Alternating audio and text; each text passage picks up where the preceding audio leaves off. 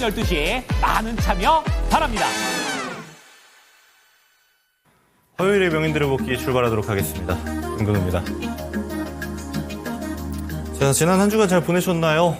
지금 보면은 시장이 다시 한번 좀 역동의 시기를 겪고 있습니다. 물론 이전에 작년 11월, 12월처럼 뭐랄까 부정적인 역동이 아니고 상당히 긍정적인 측면의 역동적인 시기를 겪고 있는데 아무래도 그래서인지 지금의 시장 같은 경우는 변동성은 충분히 있습니다만 기대되는 바는 또 많아지고 있는 시장이고 내가 섹터 그리고 내가 보고 있는 뷰만 정확히 가져간다라면 특별히 뭐 문제가 없죠. 오히려 챙겨나가고 있고 계좌가 좀 올라가고 있어야 하는 때로 판단하실 수 있겠습니다.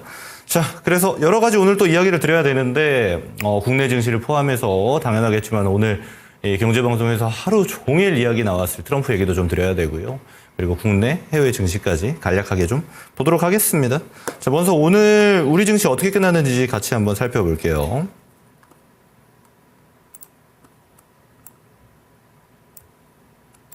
자, 간략하게만 보겠습니다. 제가 몇 번 더 얘기 드릴 거라서. 자, 우선은 양시장 상승 종목수, 하락 종목수를 좀 보게 되면은 상승 종목수는 한 1,100개, 한 1,050개 정도 되는 것 같고요. 자, 하락 종목수 보게 되면은 한 1,400개 정도.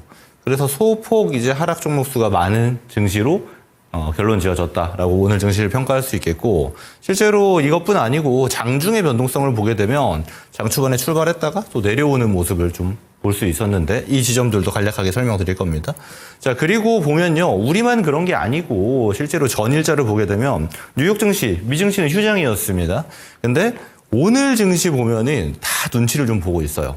자, 니케이 플러스 0.32, 상해는 또 마이너스 0.05. 아시아 증시 전반적으로 보면 또 눈치 보고 있는. 자, 왜 이런 건지도 같이 좀 이야기 드릴 건데, 자, 보면요.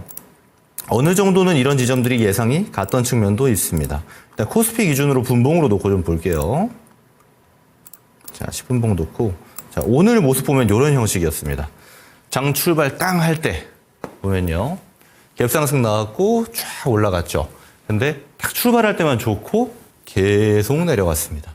자, 여기서 보면은 오늘의 증시만 봐도 우리가 지금 좋아하는 키워드가 뭔지 그리고 좀 우려 깊게 좀 봐야 되는 키워드가 뭔지 좀 나와 있는데 사실 크게 보면은 별 상관없는 것들이 많습니다. 단기적으로만 좀 중요하게 차지하죠. 우선 올라갔던 거는요. 어제 이제 트럼프 대통령의 취임식이 있었습니다. 그리고 취임식에서 여러 가지 행정명령들이 나왔고 행정명령들이 나온 와중에 우리가 우려하고 있었던 내용들은 나오지 않았구나 하는 안도감이 좀 작용했죠. 실제로 유럽 증시는 다 올라가기도 했고요. 뉴욕 증시는 휴장이었고 그리고 그 기대감이 우리 증시에도 장초반 그대로 적용이 됐습니다.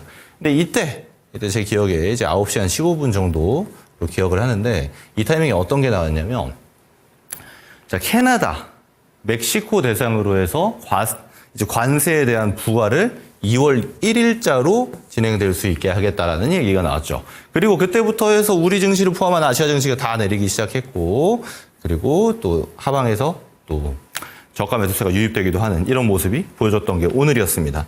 그러면 이것만 봐도 알겠죠? 지금 관세에 대해서 상당히 부담스러워합니다. 증시는요. 그리고 그 관세에 대한 게 큰 문제가 될 것 같은 분위기가 좀 형성이 되고 있어요.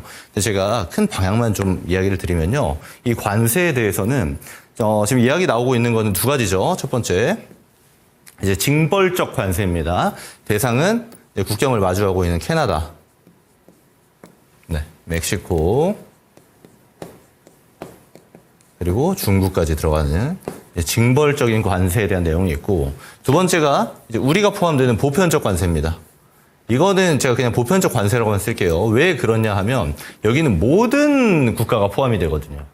자, 근데 우리는 여기에 대해서 상당히 지금 민감하게 반응하고 있는 겁니다. 보편적 관세가 진행되게 되면 실제로 미국의 물가에도 영향을 끼칠 테고 당연히 인플레이션 압력을 받을 테고 또 하나 덧붙여서 우리 입장에서는 그러면 우리가 수출 중심 국가고 당연하겠지만 대미흑자가 굉장히 큰 국가인데 영향을 받지 않을까 하는 건데 자, 보면요. 이게 이제 동시에 진행된다라고 봅시다. 1번, 2번이. 자, 그랬을 때 우리가 주로 이제 파는 품목들이 뭐가 있을까요? 네, 많죠. 뭐 반도체. 또 지금 우리가 수출해서 많이 팔고 있는 게 뭐 석유화학도 있고 뭐 조선도 들어가죠. 네, 전력 설비 관련된 것도 들어가고 뭐 등등등 막 많이 있습니다. 뭐 화장품, 뷰티 이쪽도 많이 팔고요. 자, 근데 이게 보면요. 여기 이제 우리가 여기까지 반도체까지 해당되는 것들이 우리만 이걸 팔고 있을까요? 아닙니다. 얘랑 같이 해요. 중국이랑. 항목이 굉장히 많이 겹칩니다. 특히나 이제 우리보다 중국이 훨씬 이점으로 작용하고 있는 건 비용에 대한 문제죠. 우리는 기술력이 앞서지만 좀 비싸다는 단점이 있고. 자, 그럼 그랬을 때 이 둘이 경쟁한단 말이에요. 근데 여기에 보면은 이제 중국에게 부과하는 이 징벌적 관세는 60% 가까이 나오고 있습니다. 이걸 일괄 적용한다는 얘기도 나오고 있는데 이거 내용을 좀 지켜봐야 돼요. 관세에 대한 건 아직 완전 픽스가 아니라 가지고 이렇게 진행되고 보편적 관세 예를 들어 지금 얘기 나온 게 10%죠. 물론 트럼프 경제팀에서는 이거를 2%에서 4% 월별 차등 적용도 얘기가 나오는데 이 또한 지켜봐야 됩니다. 자, 이렇게 관세 매기고 보면은 우리 입장에 손해일까요? 이익일까요? 저는 이익에 가깝다고 봅니다. 중국과 우리의 겹치는 품목들을 봤을 때요. 자, 왜냐하면 결국 경쟁입니다. 누가 팔 거냐, 누가 미국에다 갖다 팔 거냐인데 우리 입장에서는 중국을 떼놓고 보면은 중국의 경쟁력을 잃게 만들면 보편적 관세 정도는 큰 문제 없게 지나가지 않을까라고 저 개인적으로는 보고 있고 실제로 시장에서는 다양한 의견들이 존재합니다만 지장이 없을 거라는 의견도 점점 많아지고 있습니다. 그래서 별 걱정 안 하셔도 될 것 같다는 게 오늘의 이제 관세에 대한 결론이에요. 근데 다만 단기적으로 시장은 어느 정도 영향을 받을 수 있다. 다만 이 변동성이라는 측면입니다. 자, 제가 이 얘기를 드린 이유는 뭐냐면 이제 트럼프 얘기를 좀 드려야 되는데 얘기가 하도 많아가지고 좀 잘라서 드린 거예요. 먼저 이번 주 일정 좀 보겠습니다. 첫 번째 날 이제 월요일은 끝났죠. 저는 미국 국장은 휴장이었고 트럼프 취임식이 진행이 됐습니다. 자, 그럼요. 이제 등장해야 될 것들은 뭐냐면 여러분 지금 트럼프에 대한 키워드가 워낙 시장을 지배하고 있다 보니까 우리가 잘 좀 관심 없게 보고 있었던 게 이제 실적 시즌이 도래된다라는 겁니다. 결국은 이제 어닝 트레이딩 기간이 다시 접어들게 될 거예요. 어닝 트레이딩. 이 어닝 트레이드가 왜 중요하냐면 최근에 여러분 지난주 같은 경우 TSMC 실적 보셨을 겁니다. 자, 어마어마하죠. 영업이익률이 거의 50% 찍히니까 49몇 %로 저도 봤는데 매출이 그렇게 많이 나오는데도 영업이익이 이렇게 나오고 나니까 결국 엔비디아 향, 우리나라로 치면 HBM 향, SK 하이닉스 향 종목들이 계속 치고 올라가는 게 느껴지실 겁니다.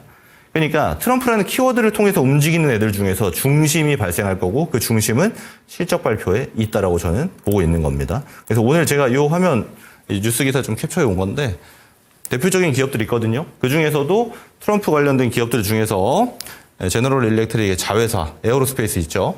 실적 발표 있을 겁니다. 그때 우주 항공 관련 모멘텀 지니고 있는 기업들이 있죠. 그 중에서 실적 베이스 기업들 대표적으로 한화그룹주들 그리고 국내에서는 이제 방산 기업들, 그리고 여기 덧붙여서 보면은 뭐 중소형 테크들, 뭐 우주항공 테마주들 움직일 가능성이 상당히 높은 겁니다.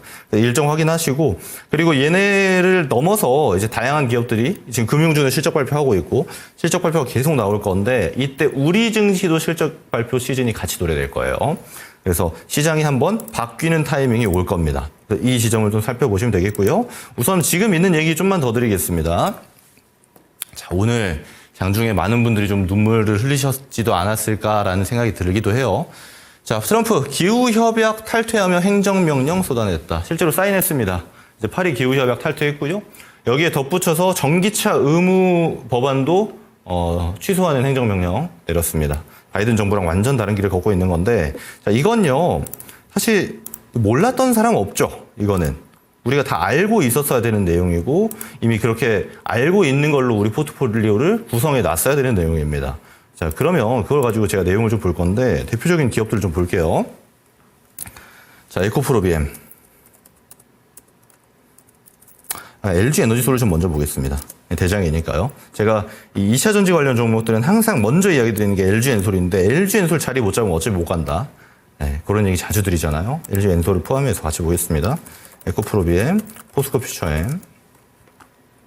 그리고 어제자 이제 트럼프 취임 전이죠. 우리 증시가 진행될 때 좋았던 게 이제 코스모신 소재. 그러니까 소재 딴 기업들이 있는데 종목 많죠. 2차 전지. 오늘 보면요. 어제 상승했던 걸 넘어서 더 엄청난 하락이 진행이 됐습니다.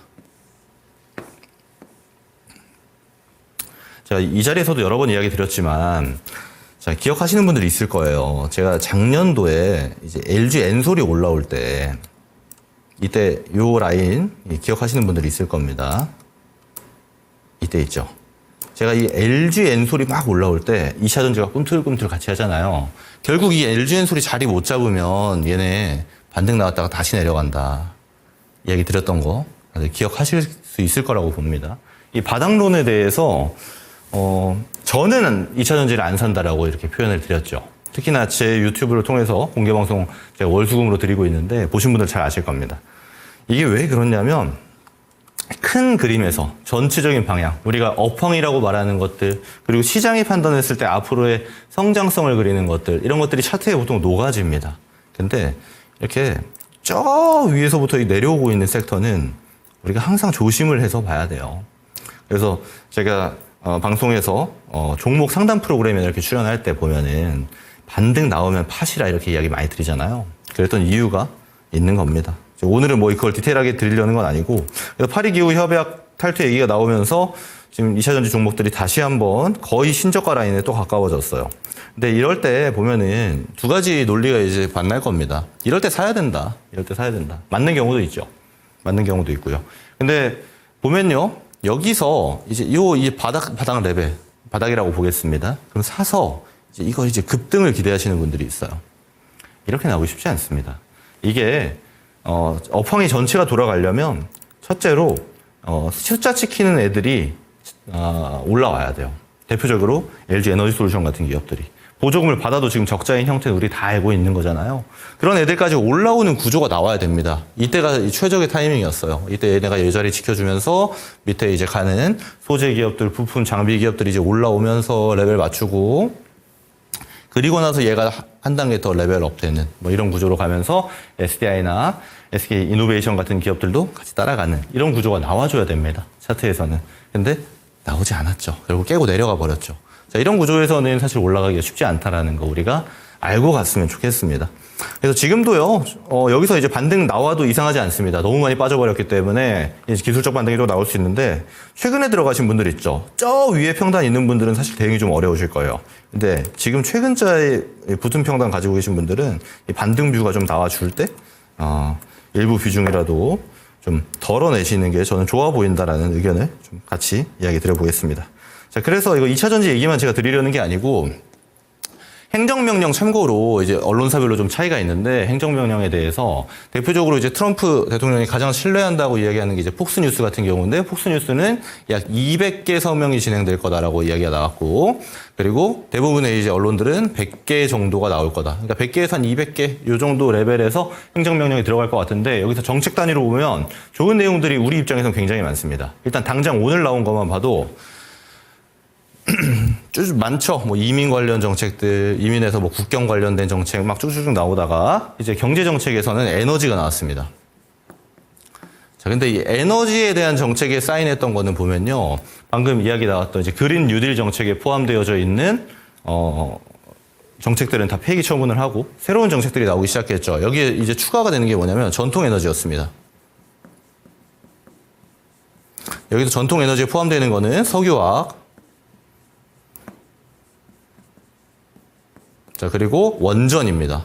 자, 글씨가 좀 날아다니는데, 자, 하여튼 석유화학이랑 원전인데, 이건 제가 종목들 보면서 좀 얘기 드릴게요. 특히나 이제 원전주들 같은 경우는 제가 이 빠졌을 때부터 여러분들 이거는 무조건 가져가야 된다라고, 앞으로의 조선주가 될 가능성이 높다라고 지난주에도 이야기 드렸고, 지지난주에도, 그리고 지지난주에도 이야기 드렸던 섹터입니다. 같이 한번 보겠습니다. BHI. 이거는 제 방송 보고 들어가신 분들은 이미 다들 엄청 수익 중이시죠? 사나빌리티. 그리고 최근에 이제 웨스팅하우스와의 화해 모드도 진행되고 있고, 스몰캡 말고 한전 기술이나 한전 산업도 있고요. 우진엔텍, G2파워 이런 기업들이 있는데, 자, 보면 지금 차트 끝자락 보면은 다 올라와 있습니다. 많이 올라왔어요. 자, 이제는 없는 분들은 못 삽니다. 예, 지금부터는 보유자의 구간이고, 없는 분들 같은 경우는 원전 내려오면 또 사셔야 돼요.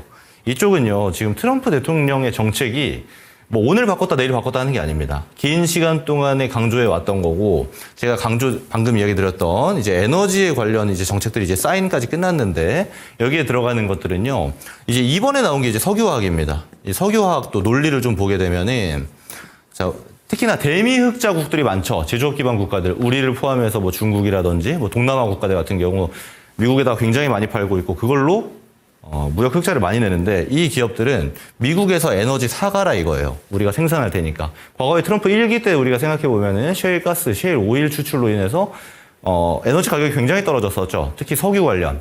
이런 쪽을 팔겠다 이 얘기하는 겁니다. 자, 그리고 또 하나. 여기 덧붙여서 이제 원전입니다. 그리고 SMR 관련 규제가 풀릴 거예요. 자, 최근에 이제 컨스텔레이션 에너지가 이제 추진하고 있는 원전을 폐기했다가, 그러니까 탈원전 정책 이후에 다시 바이든 서명 이후에 돌리고 있는 원전들이 있죠. 이거 관련해서 이제 규제가 좀 들어갔다는 소식들 들으신 분들 많을 겁니다. 그런 것들이 뭐냐면 과거에 있었던 이제 탈원전 정책을 미국이 굉장히 오래 했죠. 30년 정도 지속을 해왔기 때문에 이 탈원전 정책 속에 있었던 룰들을 없애겠다라는 겁니다. 그리고 같이 등장하는 게 이제 SMR이 될 가능성이 굉장히 높죠. 이 SMR에 대한 규제도 다 풀겠다라는 겁니다. 트럼프에서.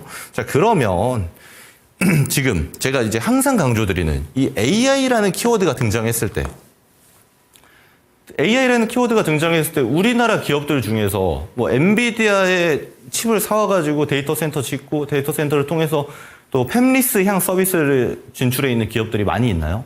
거의 없죠. 자, 우리는 이 AI 향이 등장했을 때 항상 봐야 되는 게 데이터 센터 향에서도 리스크라고 평가받고 있는 전력과 그리고 열 관련 액침 냉각 같은 기업들을 봐야 된다. 우리는 결국 여기에 중심을 둬야 됩니다. AI 관련해서. 그리고 제가 아직 단어가 갑자기 생각이 안 나요. 잠시만요. 그렇죠. 행정명령. 행정명령 관련해서 지금 몇 가지 짚어드렸지만 오늘까지 해서 아직 사인을 안 했는데 첨단 산업 규제도 같이 풀릴 겁니다. 첨단 산업 규제. 여기에 들어가는 게 여기 SMR도 같이 포함돼요. 방금 이야기 드렸던 에너지랑 또 포함이 되는 거죠. SMR, 우주항공. 특히나 우주항공 같은 경우는 이번에 스페이스 X 보면은 횟수가 계속 늘어나죠. 원래 바이든 정부 기준으로 작년도까지 보면은 연 5회였습니다. 연 5회만 발사할 수 있게 해놨던 게 우주항공이었어요. 근데 계속 발사할 수 있습니다. 지금 트럼프 정부에서는 30회까지 늘리겠다라는 얘기 나오고 있어요. SMR 우주항공. 지금 자율주행도 규제에 많이 들어가 있죠. 계속 첨단 산업 나올 겁니다. 근데 여기 들어가 있는 애들 다 이제 공통점이 뭐냐면 대부분이 AI를 어떻게 쓸 거냐로 들어갈 거예요. 자, 키워드가 이제 뻔합니다. 그러면 다시 또 들어가야 돼요. 제가 여기 딱 그렸던 거. 결국 그러면 AI 향, 전력은 어떻게 공급할 거냐? 열 관리는 어떻게 할 거냐? 지금도 보면은 여러분들 엔비디아 차트 딱 보잖아요. 그럼 어때요? 막 올라갔다가 또 조정 나왔다가 또 올라가다가 또 조정이 나와요. 근데 이 조정 나오는 키에서 항상 나오는 얘기들이 뭡니까? 네, 지금 블랙웰 칩을 샀더니 열 관리가 안 되더라. 이거 어떻게 해야 되냐. 이 소리 계속 나오고 있잖아요. 결국 그쪽으로 갈 거예요. 그래서 우선적으로 우리 입장에서 글로벌 대장급의 움직임을 보여줄 수 있는 게 원전이다 보니까 이쪽은 계속 관심 있게 보셔야 됩니다. 제가 작년도에 조선 얘기할 때랑 비슷하지 않나요? 올라가면 두셔라. 조정 나오면 그냥 사셔라. 조선, 방산, 바이오 작년에 볼 때랑 저는 굉장히 유사하다는 관점입니다. 그래서 원전주는 트럼프 정책주이면서도 이제 국내 증시에서도 상당히 중요한 역할을 할 거고 글로벌에서도 원전 기술력만큼은 탑으로 꼽히고 있는 만큼 안 볼 이유가 전혀 없는 섹터가 되는 거고요. 자, 넘어가겠습니다. 자, 그리고 오늘 조선주가 되게 좋죠. HD현대중공업. 이건 이제 못 사요. 못 삽니다. 지금 이 고공행진 중에 신규 매수는 사실 어려워요. 조선주 좋은 거 저도 알고 모두가 알고 있습니다. 다 알고 있지만 하나 오션까지 같이 보겠습니다. 사기가 좀 어려워요. 그래서 이쪽 타겟으로 보면은 기다려야 됩니다. 지금은요. 근데 여기도 제가 지난주에 공개 방송에서만 얘기 드린 건데 같이 한번 또 얘기를 드리자라면은 자, 조선주에 이제 존스법 있습니다. 존스법 다들 알고 계시죠? 네. 다들 알고 계시겠지만 제가 간략하게만 설명드리면 미국의 존스법은요. 미국의 배를 띄우려면 미국의 해안에 배를 띄워가지고 거기서 영업도 하고 또 플러스로 해군도 있죠. 자, 이런 조선들 같은 경우는 이런 선박들 같은 경우는 어디서 만들어라? 자, 미국에서 만들어랍니다. 미국에서 만들어야지만 미 해군으로 쓸 수 있다 이 소리예요. 추가로 있었던 게 생산. 두 번째로 AS죠. 애프터 서비스도 보면은 어디서 해라? 미국에서 해라. 자, 근데 지금 AS 어디서 해요? 이거 일본에서 했었죠, 원래.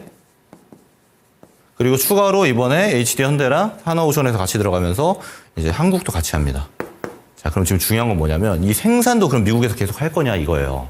이거 바뀔 가능성 굉장히 높습니다. 그리고 이거 나오면은 이거는 당연하겠지만 글로벌에서 조선을 수출할 수 있는 국가는 몇 개 없어요. 대표적인 게 지금 중국 플러스 한국 이 둘이서 이제 사실 나눠 먹기 하고 있잖아요. 그리고 나머지로 이제 일본이 점유율이 별로 없긴 한데 이렇게 있고. 근데 여기 보면은 이거 그러면 미 해군은 한 번 바꿀 때마다 어마어마한 양의 선박들을 만들어내야 되는데 이 중국한테 갖다 줄 수는 없잖아요. 그것도 우리한테 들어올 가능성이 굉장히 높습니다. 존스법 관련해서도 이번에 행정명령에서 등장할 가능성이 또 높고 행정명령에서 등장 안 하더라도 앞으로 추세가 우리한테 주는 방향으로 갈 수밖에 없는 게 미국의 이제 조선업이 거의 망했기 때문입니다. 그래서 이거는 어차피 우리가 지금 알고 있는 호재예요. 근데 차트라는 거는 뭐냐면 결국 이렇게 올라가다가 또 조정받는 구간이 등장합니다. 자, 그러면 거리낌 없이 살 수 있는 근거가 되는 거예요. 그래서 이 존스법 관련해서 재료도 머금고 있고 실제로 이번에 실적 시즌이 도래되면은 제가 오늘 여러 가지 주제 드리다 보니까 헷갈릴 수 있는데 이 조선업 같은 경우는 트럼프 관련된 키워드에도 등장하죠. 또 하나 이번에 실적 시즌 보면은 다 돌아설 거예요. 많이 올라갈 겁니다. 작년 초랑 좀 달라요. 작년 초 같은 경우는 HD 현대중공업은 얘네가 먼저 흑자 전환 들어갔죠. 그리고 2등으로 들어갔던 게 삼성중공업, 3등이 하나오션이었습니다. 자, 그럼 얘네들 같은 경우가 이번에는 우리가 흔히 속된 말로 하면 펌핑, 시세가 좀 나올 수 있다는 겁니다. 그리고 실적이 굉장히 잘 찍히게 결과가 나올 수 있다는 거예요. 근데 이거는요, 다 알고 있기 때문에 주가 재료로서의 영향도는 많이 크지 않을 겁니다. 그래서 당연하겠지만 결국 처음으로 돌아가죠. 조정 시까지 얘네는 관망으로 보시는 게 맞다. 그리고 지금 단기적으로 굉장히 많이 상승했기 때문에 제가 드리는 설명이 좀 납득이 안 가실 겁니다. 아니 전문가님 그렇게 밑에서 깔 때는 좋다고 하시고 왜 이렇게 올라오니까 계속 조심하셔라 사지 말라고 하세요. 주식은 그렇게 보셔야 돼요. 네. 그래서 이 뷰는 바뀌지 않을 겁니다. 당분간은. 그래서 조선주는 지금 진입보다는 관망으로 보시고 내려올 때 관심을 두셔야 된다. 자, 그렇게 좀 의견을 드리고 좀 마무리를 하고요. 얘기할 게 많은데 시간이 많이 없네요. 자, 그래서 이 트럼프가 등장하고부터 행정명령 뚝뚝뚝 하고 나니까 어떤 반응이 나오고 있냐. 자, 먼저 달러 인덱스 꺾이기 시작합니다. 요거는 제가 공개 방송에서 얘기 드렸고 아마 명인들의 복귀에서는 처음 얘기 드리는 것 같은데 자, 꺾이죠. 근데 이 올라갔던 때의 기준을 보면 왜 올라갔죠? 이 상승 사이클? 트럼프의 가능성이었어요. 당선 가능성. 트럼프의 가능성이 이렇게 올라가니까 어때요? 그러면 인플레이션 야기할 수 있고 달러 강세가 더 갈 수 있다로 갔었던 논리가 이제 안 맞아 떨어질 수 있겠구나라고 바뀌는 겁니다. 다른 말로 하면 정상화의 과정이 좀 발생할 수 있다는 건데 저는 더 내려갈 걸로 봐요. 그래서 이게 하방으로 압력을 받으면 어떻게 되냐. 당연하겠지만 연동되고 있었던 게 지금까지 10년물 국채금리죠. 같이 튀었다 보니까 이 채권금리가 높으면 돈 자체가 채권 시장으로 많이 빨아들여지는 효과를 가져오게 되는데 이 또한 주식시장으로 다시 돌아올 가능성이 굉장히 높아지는 거고 이거랑 지금 연동돼서 움직였던 게 우리 환율이잖아요. 환율도 엄청 빠졌습니다. 사실 이 1,440원인데 지금 이거 가지고 막 싸다 이렇게 얘기 드리긴 좀 어렵죠. 그래서 얘도 1,400원 레벨까지 안정화되는 구조로 올 수 있다는 거고 실제로 이렇게 오게 되는 과정 중에 지금 시장만 보셔도 아시겠지만 저가 매수가 계속 들어와요. 과거랑 많은 차이가 있다고 느끼실 겁니다. 그래서 저가 매수가 들어온다라는 거는 지금 증시의 안정화가 진행되고 있고 안정화가 진행되고 있다라는 거는 계속 매수가 붙고 있다라는 거예요. 그래서 과거랑 많이 차이가 있습니다. 이것도 근데 제가 드린 내용 중에 일부인 게 뭐냐면 제가 이 코스피 같은 경우 다르다고 했죠. 이거 내려와서 반등 나올 때랑 여기서 반등 나올 때랑 지금이랑 차이가 있다. 여기 주체가 개인이었는데 지금 매수세가 들어왔던 거는 이제 외인 위주였고 당연하겠지만 플러스로 기관이 많이 붙어 있었다라고 이야기를 드렸잖아요. 이 지점이 지금 이 락바텀을 구축하면서 저가 매수가 붙으면서 움직이는 이 형태와 맞아떨어진다라고 보시면 됩니다. 그래서 지금은 이제 일부는 챙기면서 가셔야 돼요. 여러분들께 이야기 드렸습니다만은 제가 여기서도 이런 레벨 구간에서 내려올 때 저조차도 비중을 많이 실었다라고 얘기 드렸잖아요. 그럼 단기 차익이 이제 급등이 계속 나오고 있기 때문에 나와야 됩니다. 그래서 현금 주식 비중이 조절되는 타이밍도 보고 있다라는 것도 알고 가면 좋을 것 같아요. 자, 넘어가겠습니다. 자, 그래서 오늘 ADR 기준으로 보면요. 코스피 92, 코스닥 95 나오는데 이 측면으로 보면 이렇습니다. 먼지는 제가 이제 설명 안 할게요. ADR 하도 많이 보여드려가지고. 자, 120% 최근에 왔었고요. 조정 나왔고 이제 다시 매도권으로 들어가고 있습니다. 여러분 아시죠? 100보다 낮으면 매도권, 80에 가까워지면 과매도입니다. 과매도 나오면 항상 반등이 나왔다라는 거 우리가 인지하면서 가면 되고요. 코스피 기준엔 이런데 중요한 건 지금 코스닥이에요. 사실 코스닥 같은 경우는 이거는 지수랑은 상관없습니다. ADR 지표이기 때문에. 근데 지수는 내려가는데 종목 수는 많이 상승할 수가 있어요. 왜냐하면 고시총에 지금 2차 전지가 파이가 크기 때문에 그런데 그래서 코스닥 관련주들 특히나 우리가 많이 보유하고 있는 뭐 바이오라든지 반도체 소부장 같은 종목들 같은 경우는 이제 지수 레벨에 따른 반등이 나올 수 있는 게 이 89간부터니까 아직은 빠질 자리가 좀 더 남았구나라고 정도만 보시면 되고요. 그래서 오늘 제가 너무 많은 얘기를 드려가지고 좀 헷갈리실 것 같은데 자 시간상 빠르게 좀 더 얘기만 드릴게요. 지금 실적 시즌 제가 얘기 드렸잖아요. 그 중에서 이거 보면은 어제자로 HD 현대일렉트릭 실적 발표 나왔죠. 근데 보면 이거 가지고 막 내리니까 사람들의 의견이 좀 분분한 경우가 좀 많습니다.